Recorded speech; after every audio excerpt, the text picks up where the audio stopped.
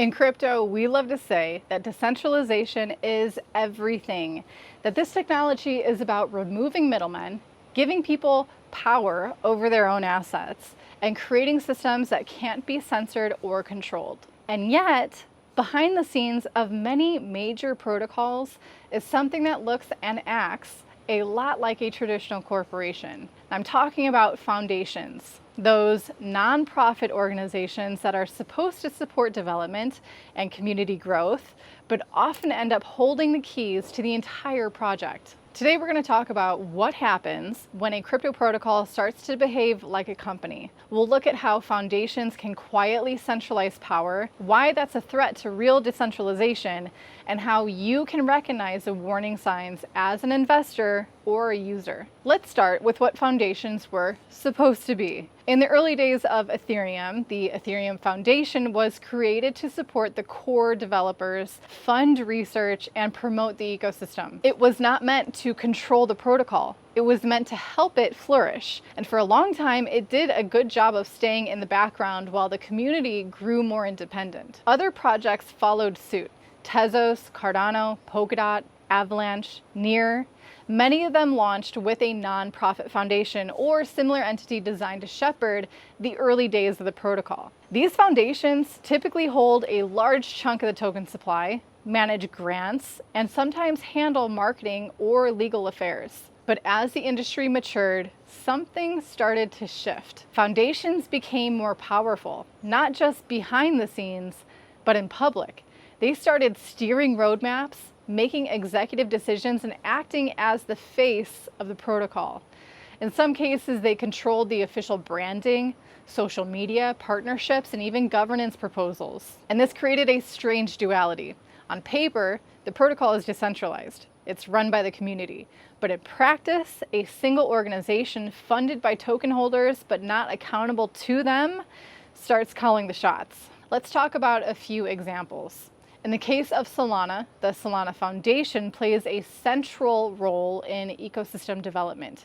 It coordinates developer grants, curates partnerships, and manages a huge chunk of the public narrative. This isn't inherently bad, but it means the foundation's decisions have outsized influence over what gets built and promoted. And if something goes wrong, like a major outage or controversy which has plagued Solana, it's often the foundation, not the network, that responds. With Tezos, early governance was dominated by Nomadic Labs and other core development entities that were closely tied to the foundation. Despite a formal on-chain voting system, most decisions passed or failed based on the foundation's recommendations.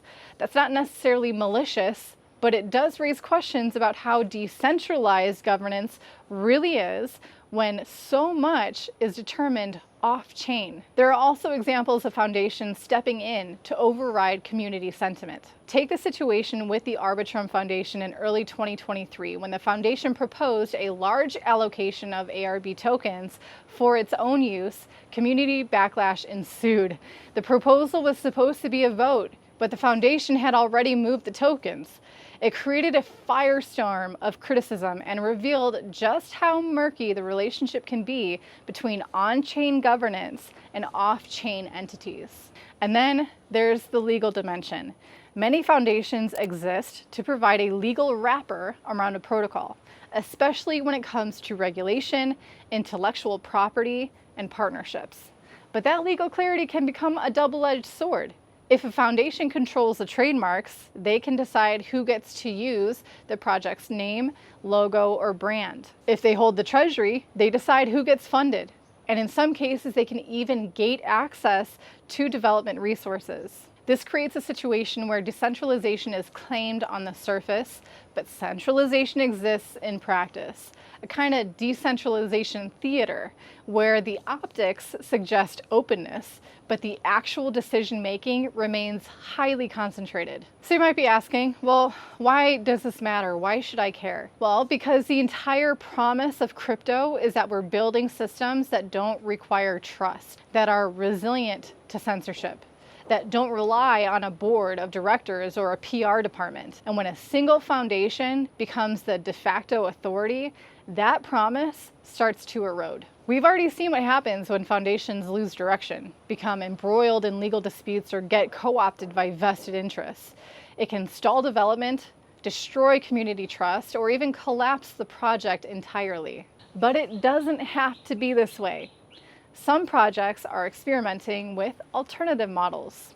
Optimism, for example, is building a two-house governance system, which sounds pretty cool, where one house represents token holders and the other represents long-term contributors and citizens. It's not perfect, but it's an attempt to separate protocol control from institutional capture. Others, like Nouns DAO, operate entirely on-chain with transparent treasury management and no centralized foundation.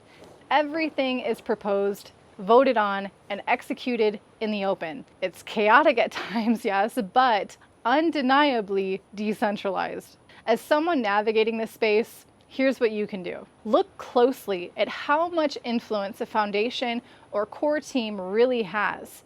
Who controls the treasury? Who writes the proposals? Who handles communication and partnerships? Check whether the foundation has sunset plans, some mechanism for gradually stepping back and letting the community take over. Be skeptical of projects where the same people serve as developers, marketers, and gatekeepers. That's not decentralization, it's consolidation. And ask yourself, if the foundation disappeared tomorrow, would the protocol still function?